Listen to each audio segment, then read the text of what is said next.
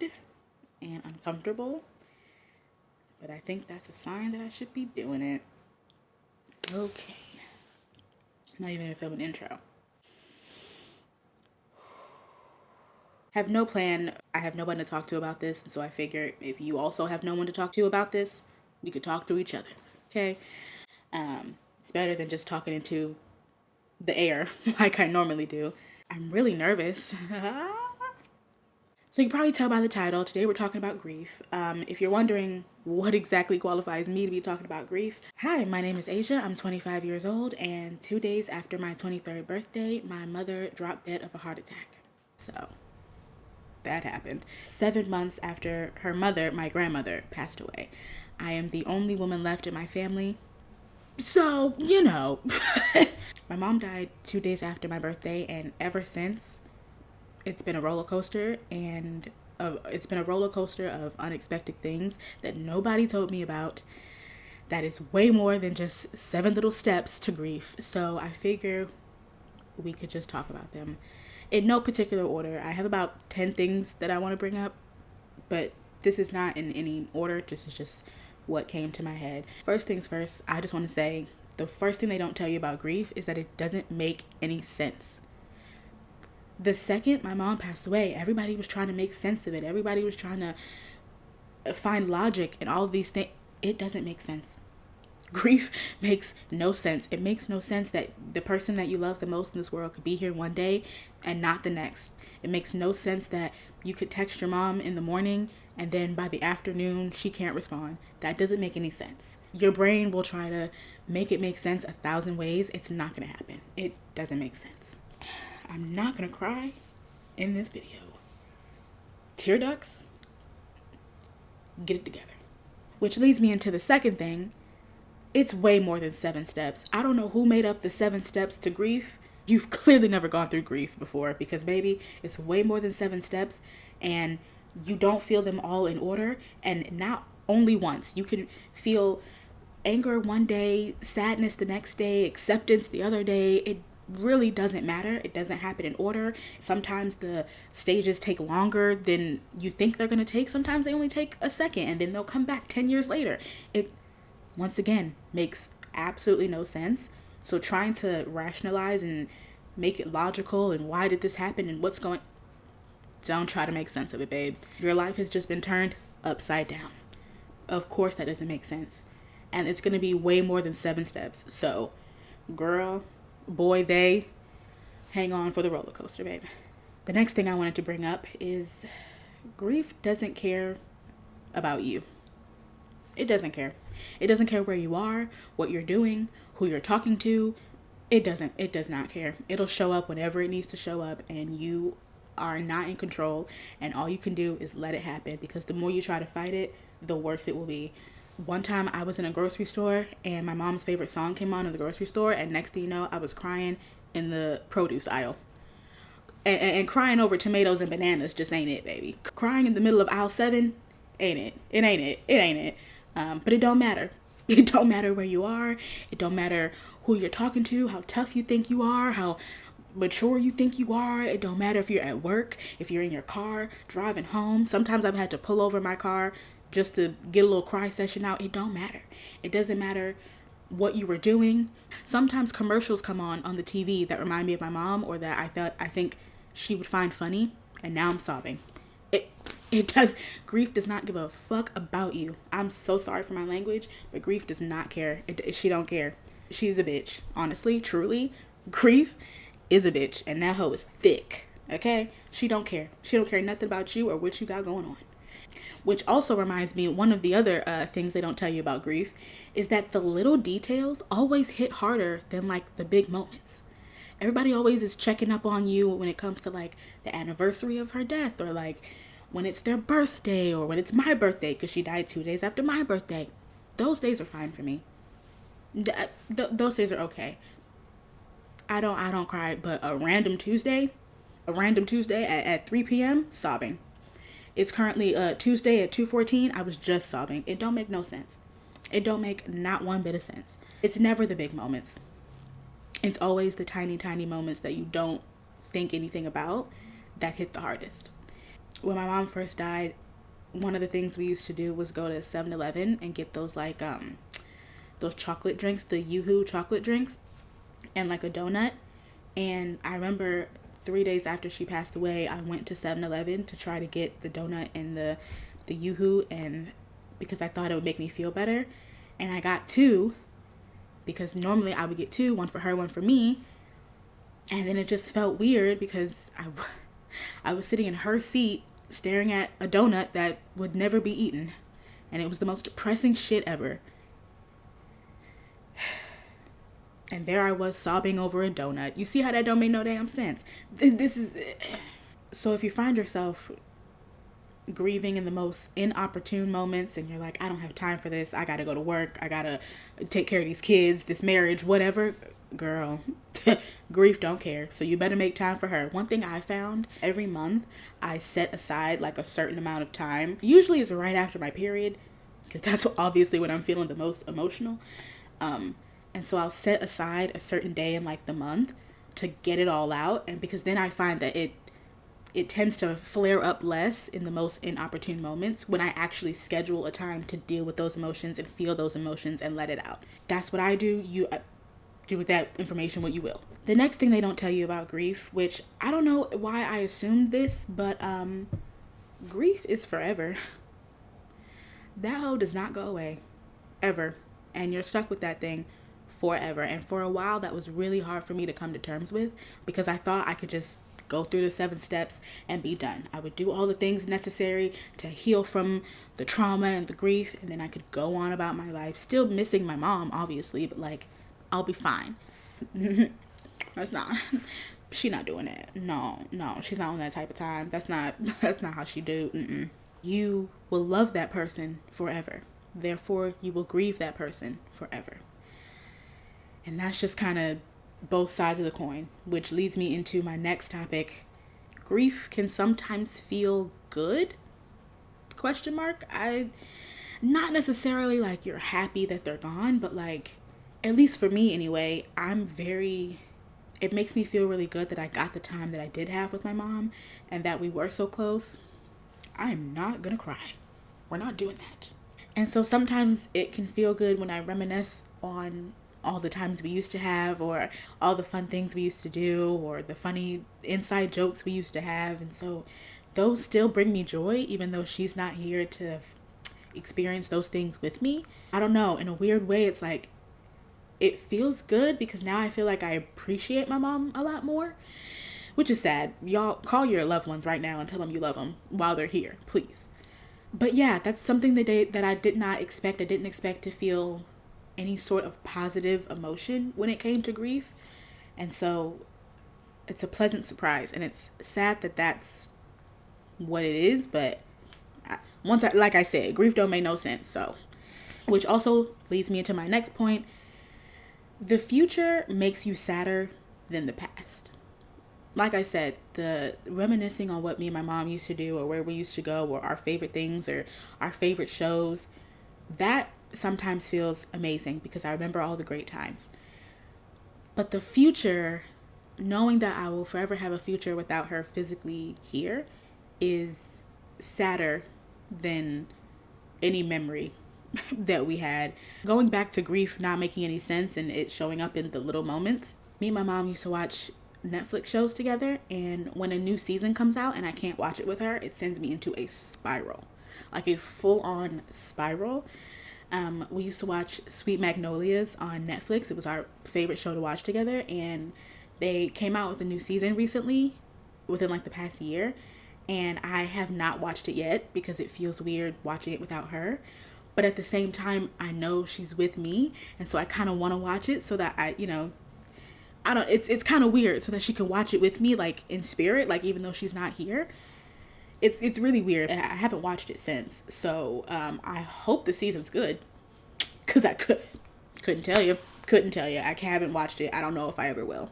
But that's just another example of like, I didn't think that would happen. I didn't think that would be a thing. I thought, oh, my mom's dead. I'm sad. Okay, now I can't watch my TV. Like, girl. Oh, going back to the small moments hitting bigger than the big moments. The holiday season ruined for me. For context, my birthday is at the end of November. It's usually right around Thanksgiving. So my mom died 2 days after my birthday, which is right around Thanksgiving. And then we had her funeral 2 days before Christmas. So, right. So don't call me about no holidays. See me in the summer. Don't see me in any of the colder months because I'm out. I'm not doing it. This video is all over the place and I'm going to have a time editing this, but oh my God. The biggest thing I think that no one tells you about grief is that your perspective on everything changes once you experience grief. Not just the things that are connected to that person that you lost, but your entire life. Your perspective on everything changes. The way that I view the world now is so different. Like, it's almost like nothing matters anymore if it's not love. That's the only thing that before, if it wasn't about this paper, you couldn't see Ajiah doing nothing. Now, I don't want anybody or anything around me if it's not about love. I don't want any friends, any family, anybody around me if it's not love. I don't want a man around me if it's not about love. I don't want nobody around me. I don't want anything to do with anything if it's not about love. Because one thing that grief taught me is that nothing really matters except for love. That's it. That's all. At the end of the day, it doesn't matter what you have. Doesn't matter who you have. Do you have love? Do you have love in your life? Do you have love in the things that you do? Love in the people that you surround yourself with? Love in your religion? Love in everything? In every area of your life, do you have love? That's all that matters. And if the answer is no, me personally, I don't want it. The next thing they don't tell you about grief is that nothing is normal, but everything is normal. Let me explain. Nothing is normal because, like I said, it doesn't make sense. It doesn't make sense that your loved one was here one day and then gone the next. It doesn't make sense that you can't pick up the phone and call your loved one. That doesn't make any sense. However, everything you are feeling right now, I don't know how new or fresh this grief is for you, but whatever you are feeling right now, I promise you, it is normal. I wish someone would have told me when I was going through grief that I wasn't crazy. I wasn't crazy because my life changed. Oh my gosh. Girl, we had to take the glasses off. I couldn't do the glasses. My glasses kept fogging up. Anyway, I wish someone would have told me when I was going through it that everything that I'm feeling makes sense. If I want to scream, if I want to cry, if I want to, I don't know, make bad decisions with people I shouldn't be making bad decisions with, all of it is completely normal.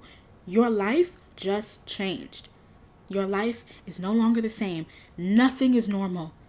But that is normal. It's normal for nothing to feel right. It's normal to feel like you're floating, especially if you've like lost someone that close to you. I lost my parent. Losing a parent, that pain, like that is, you're not supposed to, not that early. I was 23. Nobody's supposed to lose their mama that quick. That's insane. There's no other traumatic event that happens to you in your life that people look at you and expect for you to act a certain way.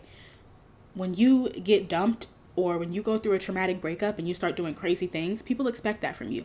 When you lose your job and you start crashing out, people expect that from you. If you go through something traumatic, people expect you to act a little cuckoo for Cocoa Puffs. But when you're grieving, everybody just expects you to be sad. And when you're not that, it's like, I don't really know what to do. Call me if you need me.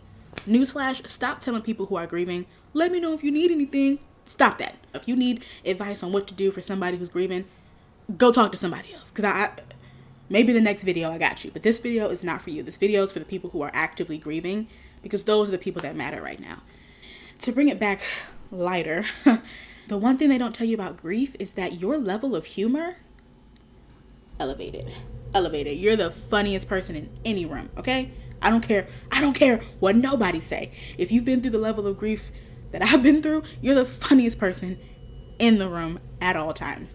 Everything is funny, but nothing is funny at the same time. It's actually very interesting. The level of dark humor you acquire through grief is, people start looking at you a little weird, especially if it's like still fresh. Like I was cracking up and making like dark humor jokes like 3 months into grief, and people were looking at me like, is she okay? No, I'm not. And you wouldn't be either. So let's laugh a little bit, you know? But yeah, the humor is unmatched. I'm the funniest person wherever I go. Another thing they don't tell you about this whole grief thing is how lonely it can be. And that's not everybody's reality. And I hope that you have someone and you're not as lonely. But for me, like I said, I'm the last woman in my family. My grandmother died in May. My mother then died in November. And it was just me. And I'm not going to hold you. There was a point in time where I was like, am I next? They were taking out all the women in my family like it was a RICO case. And I said, God, big man, big G, are we good? It was looking scary for a minute. I said, and why are we only taking out the women? Not that I want anybody else in my family to pass away, but it was a little suspicious at first. Only the women? Anyway. And so because of that, it's a very lonely experience. Also, I'm in my 20s, and most people in their 20s still have their mom. Even if you don't talk to your mom, even if you cut your mom off and for whatever reason, most people in their 20s have their mother. I do not. And that can be pretty lonely when, people are talking about going to see their mom or what they're getting for Mother's Day or things like that. And it can be, grief in general can be really lonely, I think, especially if you're the only one that you know who's going through it, which is why it was so important to me when my mom first passed away. I went on Reddit immediately, I think within the same week, and I was searching up grief Reddit forums and trying to find people who had been through this too, because I know I'm not the only one, but when it happens, you feel like the only person in the world who's ever gone through that. It's insane. So I highly recommend you find a grief group or some books about grief. At least, even if you don't go to grief groups or you can't get out of bed, because there was a while that I couldn't get out of bed, do something so that you're not as alone. Find people who are going through the same thing as you, even if they're not in your day-to-day life. The internet is the same way you found this video. Go right now. Matter of fact, where's the mic? When I first lost my mom, I found this book. It's called Things I Wish I Knew Before My Mom Died by Ty Alexander. Really great book. I listened to the audio version of it because, once again, couldn't get out of bed, could barely open my eyes, and so I would just sit in a dark room and listen. That's very depressing. Anyway, I would just sit in a dark room and listen to that audiobook and cry. And that's what I needed to do. And I think that's another reason why grief is so lonely, because I can't tell anybody that. I can't call my friends up and tell them, oh, Ajiah, what'd you do today? Oh, I just, stayed in bed and listened to an audiobook and cried, and that was that. I didn't eat. I didn't do anything. They're going to put me in them grippy socks. They going to call them peoples. They're going to call that lady on me. And I couldn't do that. Once again, I got to go to work. I got to figure stuff out. I got to bills to pay. I don't have time to be in the grippy socks. So I'm going to sit here and I'm going to listen to this audiobook and I'm going to cry my eyes out, because that's what I need to do. So whatever you feel like doing, as long as you're not harming yourself or others, good Lord, do whatever you need to do. And be unapologetic in your quest for healing, in your journey for healing. Don't apologize to anybody, because nobody's going to understand. I think another reason why grief feels so lonely is because nobody understands it. Not because they don't try to, but because unless you've been through this, your brain can't conceptualize anything that person is going through. Which is why I think it's so hard as for your friends and family to really be there for you when you're grieving. So it's a little lonely, not because anybody's, pushing you away or because anybody doesn't love you, but because they can't understand that. And sometimes it's easier to not be around people because they don't understand, and it's easier to not have to try to explain it. Which is why I said it's a good idea to find grief forums and find people on the internet. Go to TikTok. Go anywhere you need to go. Just don't go to ChatGPT. Don't do that. She's not going to tell you the right thing. Don't go to ChatGPT. Anyway, take your time, as much time as you need. There was a whole 6 to 8 months where I genuinely felt like, the way I can describe it is, how sometimes, those old black and white movies? That's kind of what life felt like for me, or what grief felt like for me. It felt like before grief, my life was in vibrant, bright colors. And now everything is pastel, or now everything is dull or muted or washed out. Not necessarily full black and white. I could just tell that my life wasn't as bright as it was before grief. I'm a pretty positive person. I'm a Sagittarius, so I'm a pretty positive, glass half full kind of person, and grief just made me the most pessimistic person on the planet. That's another thing. Your nerves are shot, especially if you lose someone suddenly. There was a point in time, if I called someone and they didn't answer the phone on like the first ring, I thought they were dead in a ditch. One time I called my grandfather who's in his 80s and he didn't answer the phone, and I just knew. I just knew it was it. It was over. He was fine. He was actually on a cruise, living his best life. But still, now I require all my friends and my family, turn that location on. Turn that location on. Turn that location on. I don't care. I don't care. I don't care. It's not about, stalking you or trying to figure out where you are. I think you're dead if you don't answer that phone. So go ahead and put that location on. I'm going to wrap this video up because I don't want to be talking for too long because emotions are annoying. But the one thing I do want to leave you with is, last thing that nobody tells you about grief is that you are so lucky. You're so lucky to have loved someone enough to grieve them. And it took me a while to see it from that perspective, because for a while I said, I don't want to be lucky. I just want my mom. I don't want to be lucky. At the time I said, God, I know there's some great plan you have for my life, and I know that there's a reason that I have to go through this. I know there's a reason for all this pain. I don't care though. I just want my mom back. Whatever amazing version of myself I'm supposed to be without her, whatever great things I will go on to do without her, you can have them. You can have them all back. I could be a billionaire tomorrow. Don't care. I just want my mom back. And so it took a while for me to see how actually genuinely lucky I was to have someone in my life, or have had someone in my life that I love enough to grieve. I think there's a quote about grief is love with nowhere to go. And I truly believe that. You can only grieve someone if you love them. So if you're going through it, if you just lost someone and you don't know how to get out of bed and you don't know how you're going to make it, I know you can't see it right now, but you are so lucky to have had them in your life. There are some people who never get to experience a type of love like that. There are some people who never get to have a mom like I did. There are some people who never got to have a child like you did. There are some people who never got to have a husband or a wife or a dog that like you did. And all it means is that you can do it again. Don't get me wrong, that person can never be replaced. But that means that you are capable of loving that much. I didn't know that I was capable of loving someone that much. I didn't know that my heart was that big. I used to be, I'm an optimist, but I used to be not as kind as I am today, not as soft and warm as I am today. I've always been this crazy though, don't worry. And I've always been this fine. Yes, I have. But I have not always been this light. Grieving my mother showed me that not only can I be all of those things, that I always had that inside of me. If nobody's told you today, I love you. Using Chipotle napkins to wipe my tears is very on brand for me. You don't even know. So yeah, if no one's told you today, I'm proud of you.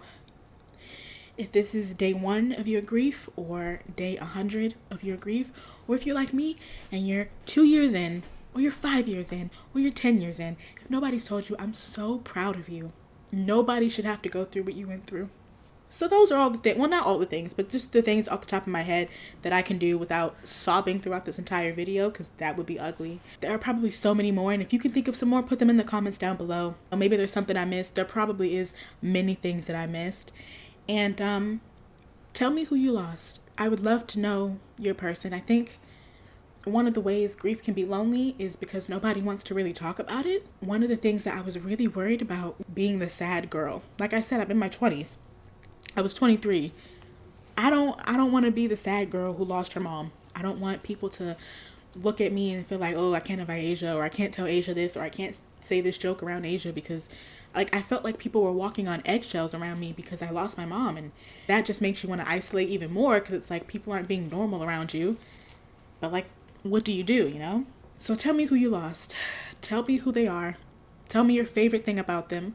Tell me your favorite memory about them. I want to hear all of it, because unfortunately, you are not alone. But fortunately, you are not alone. God, am I even going to post this video? I guess we'll find out. If I do, like this video, I guess? Is that weird to ask when we're talking about something so serious? I don't know. I don't know if I'm ever going to talk about this again, so I don't want to tell you to subscribe for more grief content, but I don't know. I hope you have a day as beautiful as you are. I'm glad you're here, and I hope you stick around And even if it's not with me, I hope you stick around in this life in general. Because there's no way grief gets to win. It doesn't get to take your life away. So yeah, I love you. If you made it this far into the video, thanks for watching. And goodbye.